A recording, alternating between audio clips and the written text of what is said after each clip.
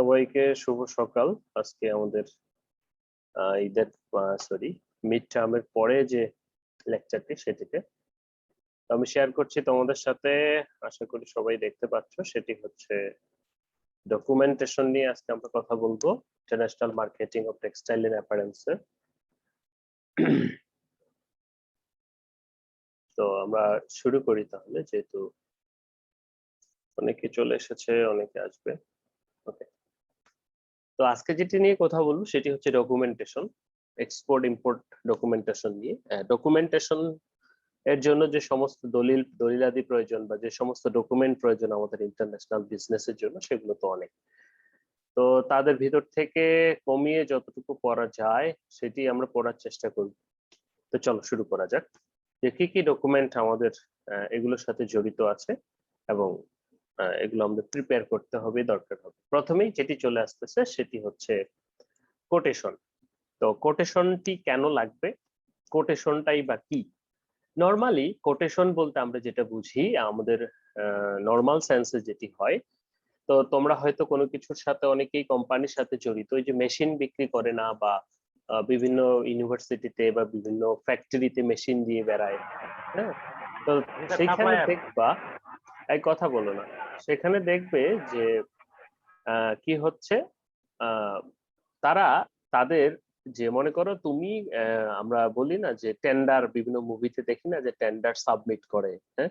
ঘটনাটা কি? ঘটনাটা হচ্ছে যে জিনিসটা দরকার সেই জিনিসটা রিকোয়ারমেন্টস দেওয়া হয় এবং বিভিন্ন কোম্পানি সেই রিকোয়ারমেন্টস এর পরে যারা সাপ্লায়ার তারা তাদের দাম দিবে। মনে করো তোমার ল্যাবরেটরিতে একটা ডাইং মেশিন কেনা হবে, স্যাম্পল ডাইং মেশিন। তো এখন এই স্যাম্পল ডাইং মেশিন কেনার জন্য বিভিন্ন কোম্পানির কাছ থেকে কোটেশন নেওয়া হলো বা দরপত্র নেওয়া হলো বা তাদের স্পেসিফিকেশন নেওয়া হলো। তো কেউ চায়না মেশিন দিচ্ছে, কেউ জাপানি দিচ্ছে, কেউ জার্মানি দিচ্ছে, তারা তাদের মেশিনের দাম এইভাবে দিল আমাকে। এখন আমি কি করব, এগুলো থেকে অ্যানালাইসিস করে যেইটা ভালো লাগবে আমি সেটাকে চুজ করব। তো কোটেশন হচ্ছে সেটাই, সেই ডকুমেন্টটা, অর্থাৎ যেটা যে কোম্পানিগুলো আমাদেরকে দিবে, অর্থাৎ বায়ারকে দিবে তার সেলার, তার প্রোডাক্টের স্পেসিফিকেশন উইথ প্রাইস সহ। তাহলে আমরা যদি বলি হোয়াট ইজ কোটেশন, কোটেশন কি? Quotation is a document that a seller provides to a buyer to offer goods or services at a stated price under specified conditions. Also known as quotes, sales quotes or sales quotation. Quotation are used to let an potential buyer know how much goods or service will cost before they commit purchase. So price quotation is offered made by the seller and buyer to sell the price and product and price detail in the document. This is not a contract. তো অনেকগুলো কথা এখানে বলা হচ্ছে। Ultimate হচ্ছে কি, এটি তার প্রোডাক্টের স্পেসিফিকেশন সহ প্রাইস, যে আমার প্রোডাক্টটা এইরকম, এত প্রাইস, আরেকজন দিছে তারটা এরকম, এত প্রাইস। এখন বায়ার এখান থেকে চুজ করবে তার কোনটা দরকার। আমরাও কিন্তু বাইরে এভাবে, যারা মার্চেন্টাইজিং ডিপার্টমেন্টে আছো তারা কিন্তু অলরেডি জানো যে কোটেশন, প্রাইস কোটেশন দিতে হয়, যে আমার প্রোডাক্টের স্পেসিফিকেশন হচ্ছে এটা এটা এটা, তাহলে সেটার জন্য আমার কে এত কাউন্টে সুতা যাবে, এত জিএসএম এর ফেব্রিক হবে, তাহলে সেটার জন্য আমার কতটুকু ফেব্রিক কাপড় লাগবে এবং সেটার প্রাইস ফাইনালি কত হবে।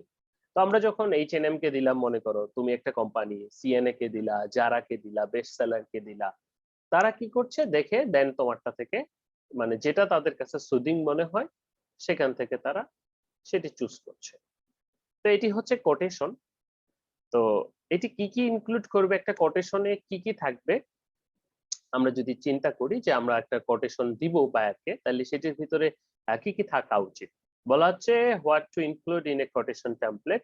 বলা হচ্ছে দ্য প্রাইস, অবশ্যই তোমার প্রাইস থাকতে হবে, কোটেশনে তো প্রাইস তারা হবেই না, প্রধান এবং প্রথম উপাদানই হচ্ছে প্রাইস। বলা হচ্ছে your quotation template should include the total amount due for client's order as well as the price of individual product price, and you might also want to consider the breaking down how you reach the final price by including the cost. অবশ্যই তোমাকে সবকিছু include করে প্রাইসটা দিতে হবে। Secondly যেটা এক্সপেরিয়েশন date, বলা হচ্ছে ইচ কোটেশন ইউ সেন্ট, এবং এই যে তুমি যে প্রাইস কোটেশনটা দিয়েছো বা তুমি, এটি কতদিন বলবৎ থাকবে। তো সুতার দাম তো এই ওঠে এই নামে, তাই না? তো বলা হচ্ছে Each quotation you send to indicate how long the quotation will remain valid, and that lets the customer know long they have to accept the decline the quote. Your company detail, প্রথমত price থাকলো, এক্সপিরিয়েশন date থাকলো। মনে করো এটি যদি তুমি এই বছর দাও, বায়ার তোমার কাছে পরের বছর চাইলো, তাহলে তো এক জিনিস হবে না, কারণ এর মধ্যে অনেক কিছু চেঞ্জ হয়ে যেতে পারে। এর কোম্পানি ডিটেল, তুমি যে ডিটেল তোমার কোম্পানির ডিটেল দিতে হবে। রিনাউন্ড কোম্পানি হলে সেটি বায়ার সহজেই নেয়, তাই না? যেমন আমরা বাটা, অ্যাপেক্স বা এদের জুতা হলে এত কিছু চিন্তা করি না, দ্রুত কিনে নেই। কিন্তু একটা নতুন কোম্পানি যদি বাজারে আসে, তাহলে একটু আমরা নাক সিটকাই, একটু চিন্তা করি যে আসলেই আমরা কিনবো কিনা।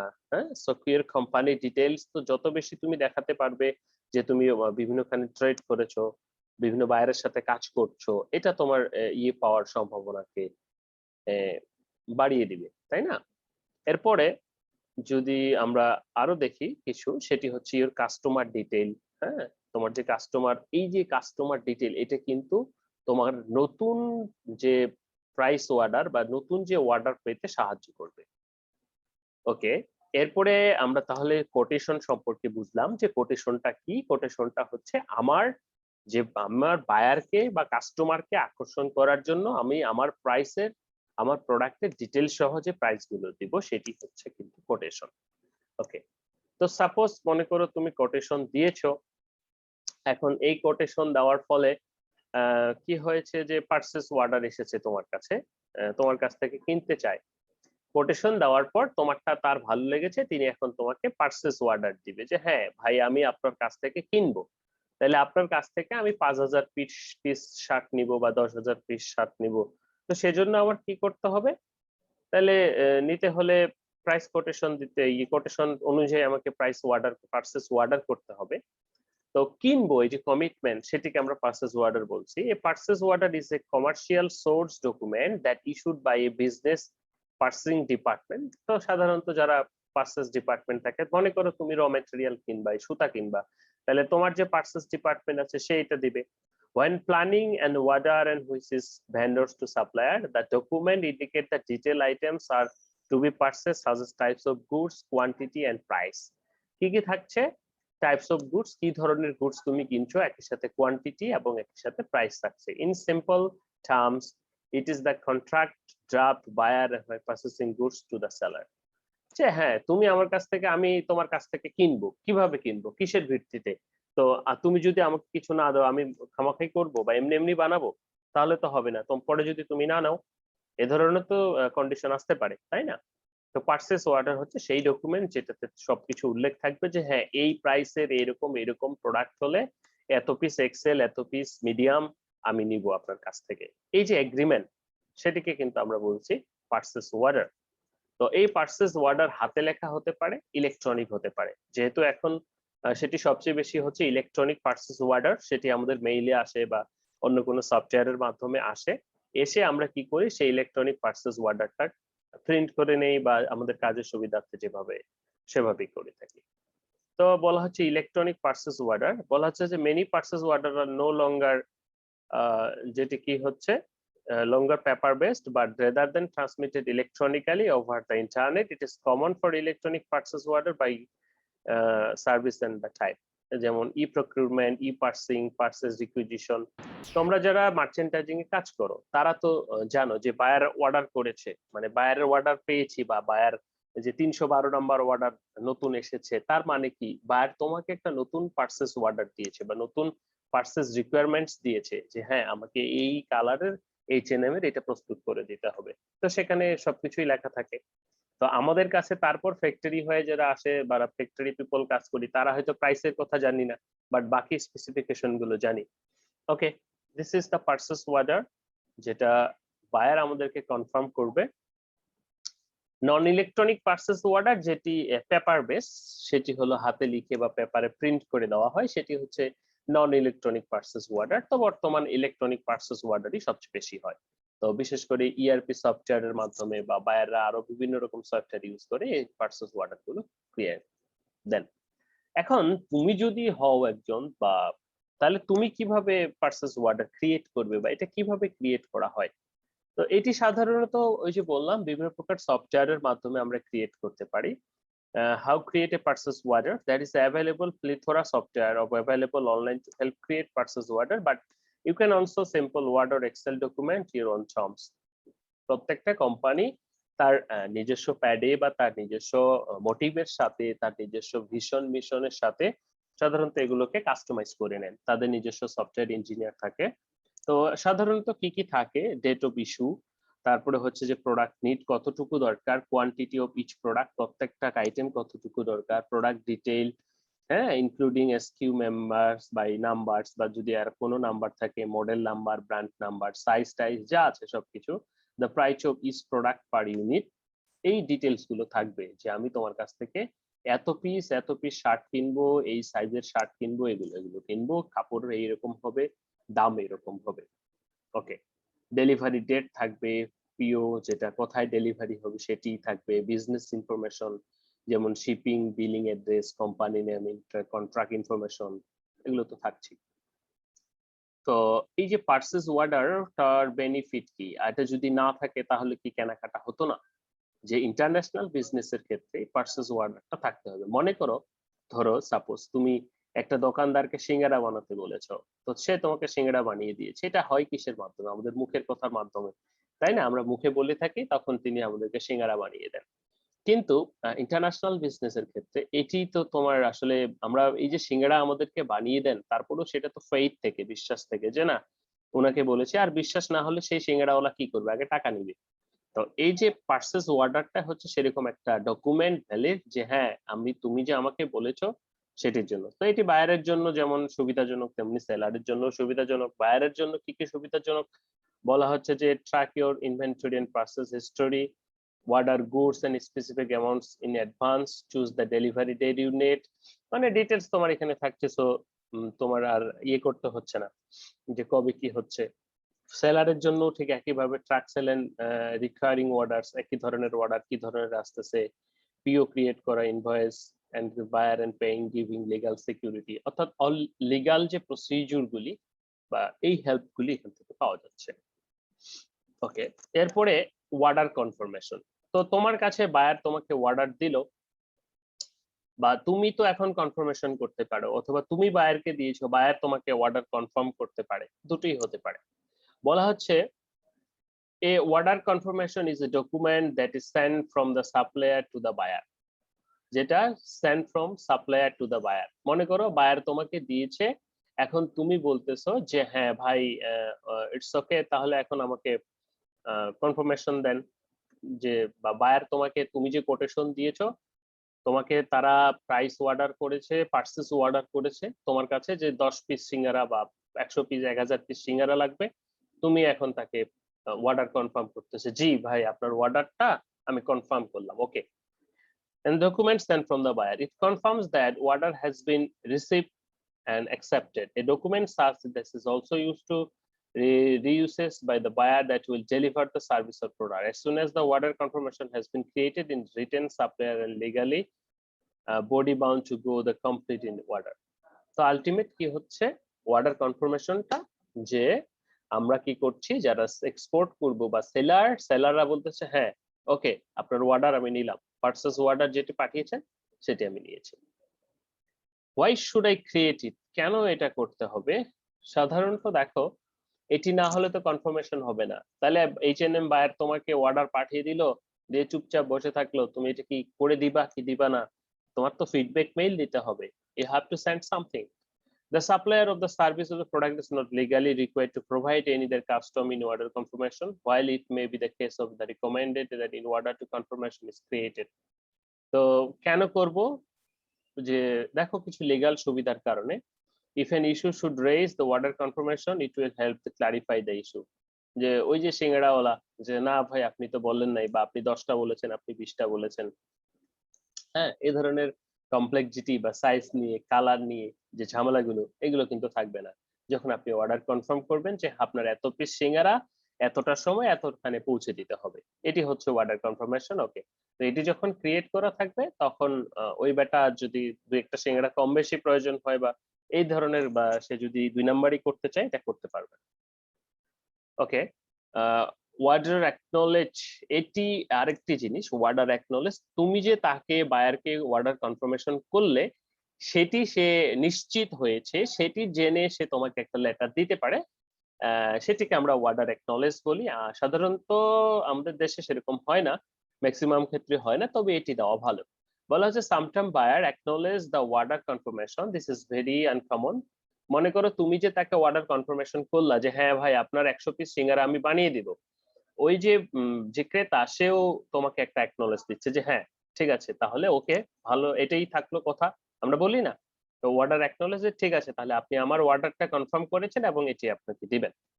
তো এটি সাধারণত কি কি থাকে, অর্ডার নাম্বার থাকতে পারে, customer number, name, date, shipping details, payment status, কিভাবে পেমেন্ট হবে, list of item being order, কত কোয়ান্টিটি হয়েছে, কত প্রাইস, এখন কত দিচ্ছি। সে কিন্তু তোমাকে ওই যে সিঙ্গারাওয়ালাকে কিন্তু তুমি অ্যাডভান্সও দিতে পারো যে এখন আমি আপনাকে 50টা সিঙ্গারার দাম দিচ্ছি, বাকিটা পরে দিব, টোটাল ট্যাক্স। ঠিক আছে, দিস আর অর্ডার অ্যাকনলেজ। ওকে, এরপরে আসি ইনভয়েস। ইনভয়েস কি? চালান বলি না আমরা, চালান। তাহলে চালানে বাংলায় কি থাকে? ডিটেলস থাকে, সব থাকে। আমরা ইন্ডিভিজুয়াল ফ্যাক্টরিতেও কিন্তু চালান লাগে, যে একখান থেকে আরেকখানে পণ্য আনা নেওয়া বা পাঠাতে, এটার ক্ষেত্রেও কিন্তু আমাদের দরকার হয়ে থাকে, তাই না? তো সেই ক্ষেত্রে আমরা কি করছি, আমাদের যেটি ইনভয়েসে কি থাকে যে ব্ল্যাক কালারের এত কেজি, হোয়াইট কালারের এত কেজি, বা এত পিস কার্টুনিং যখন আমরা করি তখন কি প্রোডাক্ট ডিটেলস থাকে না, সেটিকে আমরা বলতেছি ইনভয়েস। বলা হচ্ছে দেখো, an invoice is a document sent to buyer that specifies the amount of cost of products or services that have been provided by a seller. A document, একটা ডকুমেন্ট কি করা হয়, sent to buyer, বায়ারকে দেওয়া হয়, that specifies the amount and cost of products or services have been provided by a seller. এটা seller কর্তৃক বায়ারকে দেওয়া হয়। An invoice is a document given to buyer by the seller to the collect payment. It includes the cost of the products, purchase or service rendered the buyer. Invoice can also serve as a legal records if they any contain the names the seller and description, price, goods. মনে করো তোমার গুডসটা তুমি যাচ্ছ, তো সে তো বলতে পারে বা অস্বীকার করতে পারে যে আপনি যখন আমাকে এই 100টা সিঙ্গারা দেওয়ার কথা ছিল, 100টা সিঙ্গারা আপনি দেন নাই। তা আপনি যখন আপনার গুডসটা, আপনার সিঙ্গারাগুলো তাকে ডেলিভারি করবেন, সেই সাথে একটা ইনভয়েসও দিবেন যে হ্যাঁ এত পিস সিঙ্গারা এই আপনাকে ডেলিভারি করা হলো, সেটাকে কিন্তু ইনভয়েস বলা হচ্ছে। সেটি কিন্তু একাধারে লিগ্যাল রেকর্ডস তো হলো। তো এই ইনভয়েসের যে পণ্য বিবরণ বা মূসক বা চালান, সেটি সাধারণত আগে থেকে চলে এসেছে। যেমন এভালুয়েশন অফ ইনভয়েস আমরা যদি একটু লক্ষ্য করি, চোখ বুলাই, সেটি হচ্ছে যে স্টোন ইনভয়েস। প্রাথমিক দিকে 50,000 বিফোর ক্রাইস্ট, যেটা বিসি ইন মেসোপটেমিয়াতে সাধারণত ইনভয়েস রেকর্ড ট্রানজাকশনের মেড আর্লিয়াস, এটি পাথরের উপর খোদাই করে দেওয়া হতো মার্চেন্টরা। হ্যাঁ, যখন এই মার্চেন্ট ভেনিস বা ইন্টারন্যাশনাল বিজনেস শুরু হলো পানিপথের মাধ্যমে, তো এই ধরনের স্টোন ইনভয়েস ইউজ করতো তারা। পরবর্তীতে আসলো হ্যান্ড রাইটেন ইনভয়েস, যে ইয়েতে লিখে দেয়। হ্যান্ড রাইটেন ইনভয়েসের পর আসলো ইলেকট্রনিক ইনভয়েস। ইলেকট্রনিক ইনভয়েসের পরে হ্যান্ড রাইটেন, তারপর তো আমরা মেইল টেইলে চলে আসলাম। ইলেকট্রনিক বলতে টাইপরাইটার বা কম্পিউটারে। তারপর আসলাম আমরা অনলাইন ইনভয়েসে, এখন তো মানে মেইলের মাধ্যমে। আর যদি বলি মোবাইল ইনভয়েস এবং অনলাইন ইনভয়েস মোটামুটি একই। মোবাইল ইনভয়েস যেটা, সেটা হচ্ছে মোবাইলের মাধ্যমে যেটা, এবং আর একটু ছোট আকারের হয়ে থাকে, যেটা হ্যান্ড ওভার করতে সহজ হয়। এই ধরনের ইনভয়েস চলে এসেছে। তো অনলাইন ইনভয়েস যেটি, সেটি সবচেয়ে বেশি ব্যবহৃত হয়। ওকে, ফাংশন অফ ইনভয়েস, আসলে ইনভয়েস কি কি কাজ করবে বা কেন এটার কি দরকার, এটি বলা হচ্ছে যে মেইনটেইন রেকর্ডস, সকল প্রকার রেকর্ডস গুলোকে মেইনটেইন করবে, কোথায় কি হয়েছিল, পেমেন্ট ট্র্যাকিং, পেমেন্টটা কোথায় কিভাবে হবে, লিগ্যাল প্রোটেকশন, যে একটা প্রুফ যে তোমার আমার ভিতরে এই ধরনের অর্ডার হয়েছিল, ট্যাক্স ফিলিং, এটার মাধ্যমে কি ডিটেলস যখন থাকবে ট্যাক্সটা ফিল মানে পে করা যাবে, বিজনেস অ্যানালাইটিক্স হিসেবে কাজ করে। তো ইনভয়েসে কি কি থাকে সাধারণত, আমরা যদি একটু দেখি একটা ইনভয়েসে কি কি থাকতে পারে, সেটি হচ্ছে যে ইনভয়েস ওয়ার্ডটা তো থাকবেই উপরে, হ্যাঁ, ইনভয়েস নাম্বার, তারপর বলা হচ্ছে date of service rendered, date of sending invoice, contact name or organisation seller, name of contact or buyer, terms and condition. ঠিক আছে, এই ডিটেলস গুলো মোটামুটি একটা ইনভয়েসে সাধারণত থাকে। লক্ষ্য করবা ইনভয়েসটা সাধারণত পণ্যর সাথে অথবা পণ্যের আগে দেওয়া হয় যে ভাই এই হচ্ছে আপনার details. Why invoice is so important, কেন ইনভয়েসটা ইম্পর্টেন্ট? অবশ্যই ইম্পর্টেন্ট। তুমি যে তাকে দিয়েছো, তো ওই যে যারা হোম ডেলিভারি করে তারা কি করে, তোমার পণ্যের ডিটেলস দিয়ে তোমার কাছে সিগনেচার নিয়ে যায়, তাই না? বলা হচ্ছে why it's important, বলা হচ্ছে an invoice is a pillar of the sales of process, the main document that serve a bill for the service, product or business provided, and properly created invoice is a legal document that provides the binding agreement. অর্থাৎ তুমি যে তার সাথে লেনদেনটা সম্পন্ন করেছো সেটির একটি প্রামাণিক বা দালিলিক প্রমাণ। সেলস ভার্সেস পারচেস ইনভয়েস, তো এখানে দেখো সেলস এবং ইনভয়েস কি, পারচেস ইনভয়েস কি একই জিনিস? এই কথা হচ্ছে, একটু শব্দ হচ্ছে। বলা হচ্ছে an invoice show the payment that buyer to seller। দেখো ইনভয়েসটা মানে পারচেসের আগে বা পরে হতে পারে, সেলস গুড সার্ভিস, বাট যেটি পারচেস ইনভয়েস সেটি শুধুমাত্র তুমি যে যখন দোকানে কিনতে যাও তখন কিনে যেতে দেয় সেটি হচ্ছে। বলা হচ্ছে from a buyer point of view invoice is the cost of goods service and render and refers as a purchase invoice.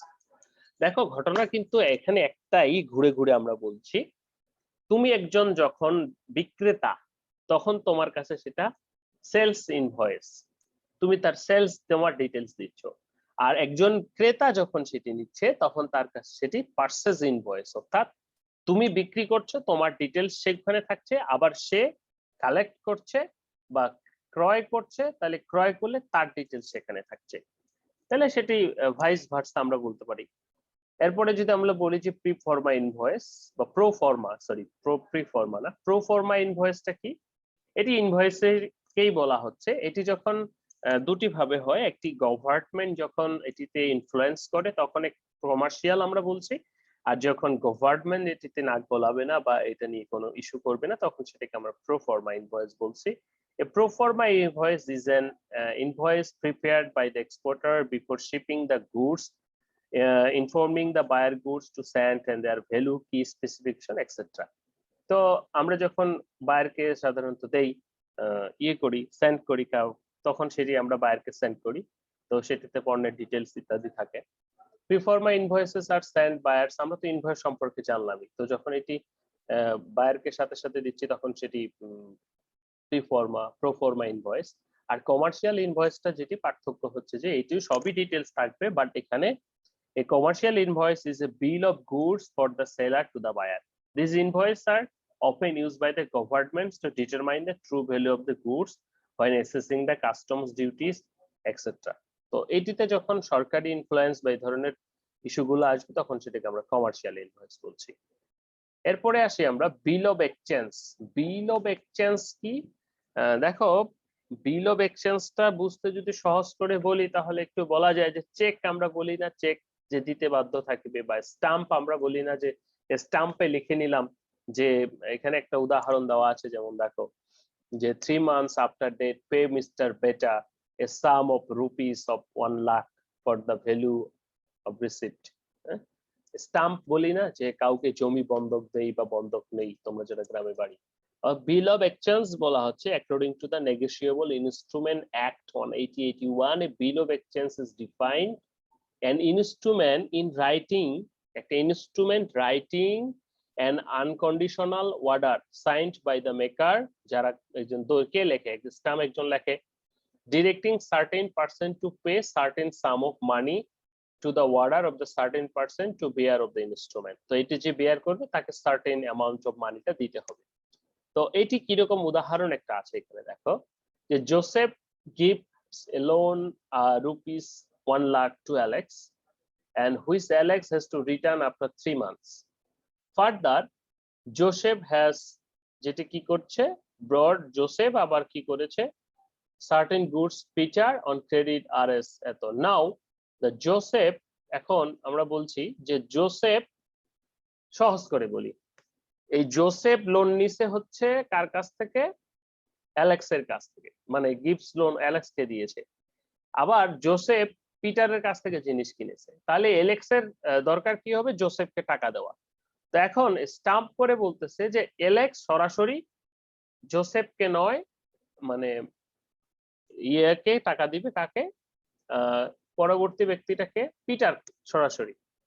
এটা কি বোঝাচ্ছে? তো তখন এরকম একটা স্টাম্প করা হয় যে বিল অফ এক্সচেঞ্জ, যে আমি পিটার টাকা পায় জোসেফের কাছে, জোসেফ টাকা পায় অ্যালেক্সের কাছে, তাহলে অ্যালেক্স যদি জোসেফকে দেয় তাহলে সরাসরি হয়ে গেল। So this instrument will be called as bill of exchange, which is transferred out to Peter on whom the payment is due for the goods of purchase from him.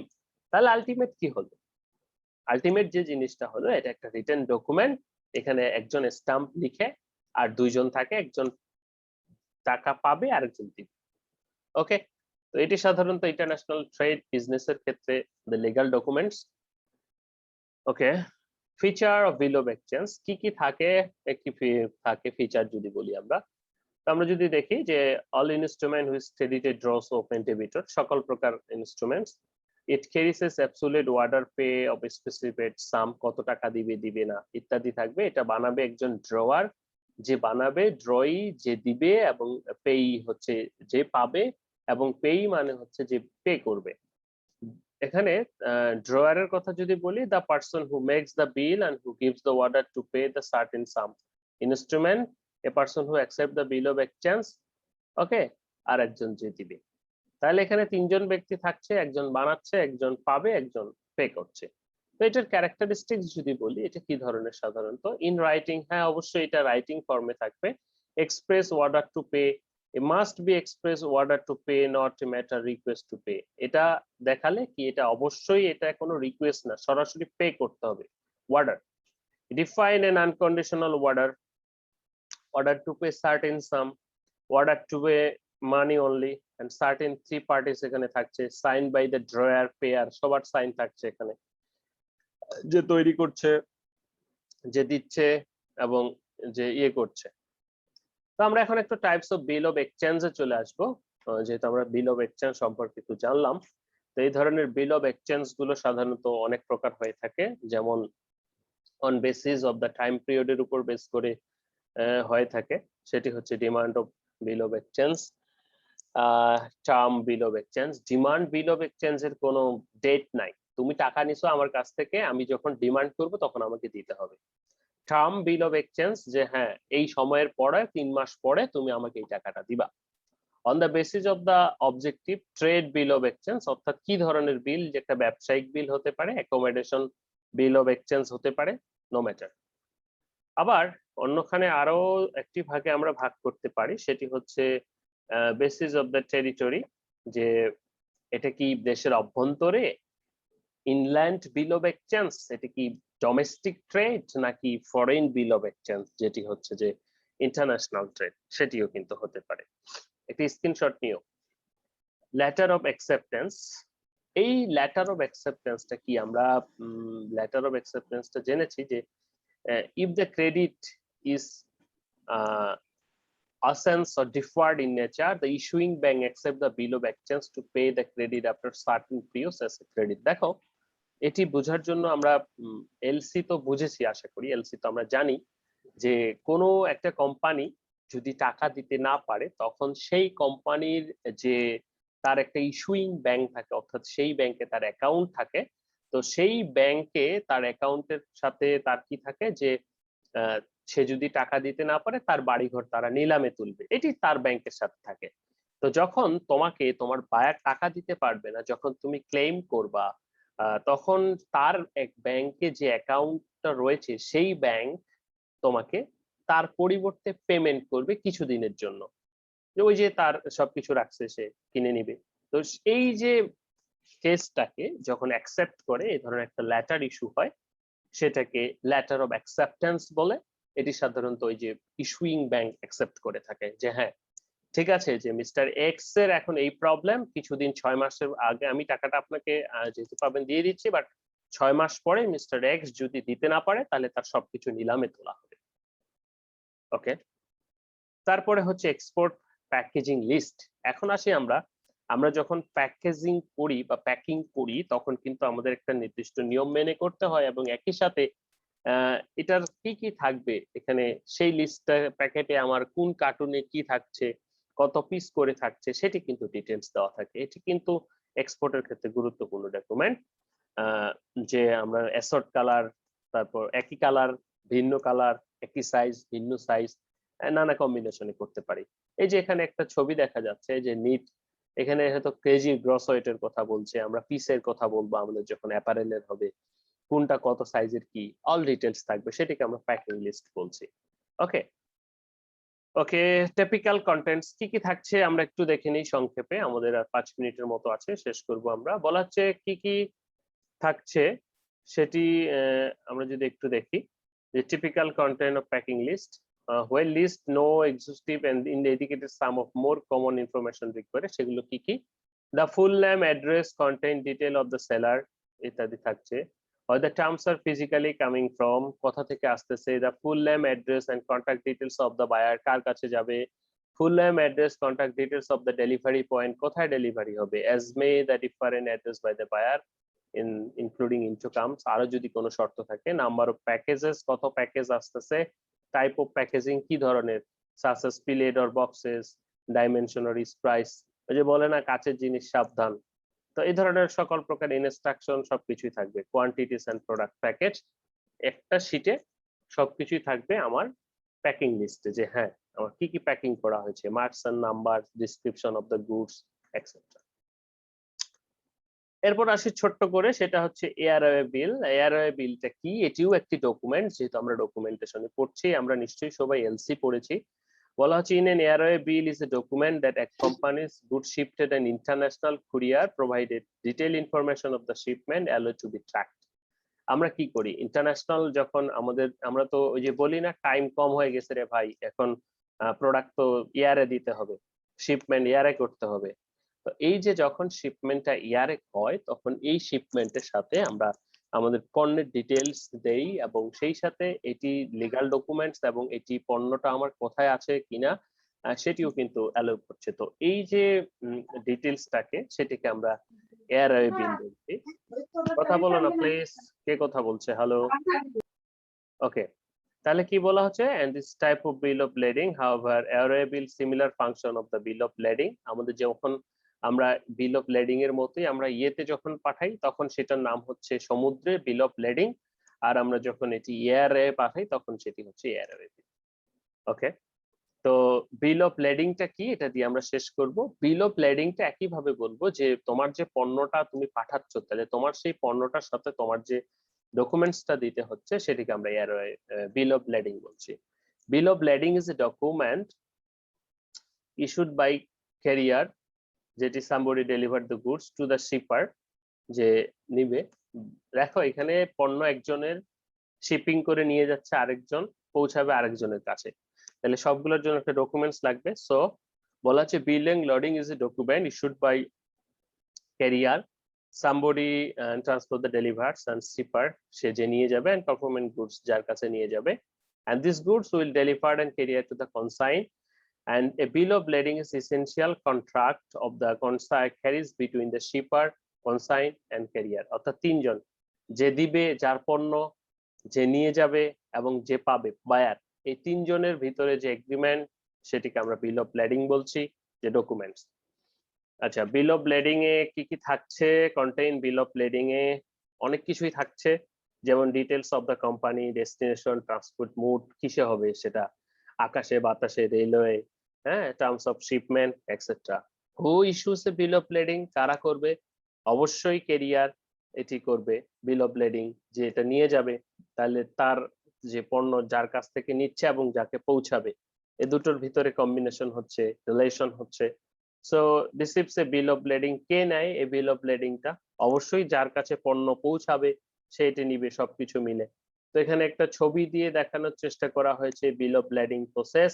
বলা হচ্ছে কনসাইন ইম্পোর্টার, আমরা যেমন পাঠাবো, তাহলে ফ্রেট ফরওয়ার্ড পাঠাবো, তাহলে আমরা তো আর নিজে পাঠাই না, এরকম অনেক এজেন্সি আছে, শিপ আছে, তারা পাঠায়, তাই না? তারপর ওভারসিজ এজেন্টের সাথে কথা বলবো, ফ্রেট ফরওয়ার্ড করব, তাদের ডকুমেন্টস দিব, কাস্টম ওকে হবে, ফ্রেট ফরওয়ার্ড, তারপর সেটি চলে যাবে।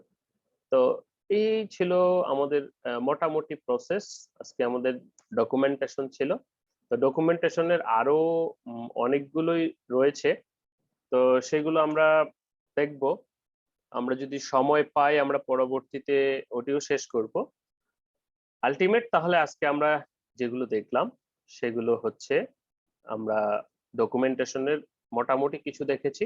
সেগুলো যদি আবার একবার দেখার চেষ্টা করি, কেটে যাবে 1 মিনিট আছে, তোমরা কাইন্ডলি আবার জয়েন করবে। এরপরে আমরা রেজাল্ট নিয়ে কথা বলবো, কার কি অবস্থা সবাই জানতে পারবে।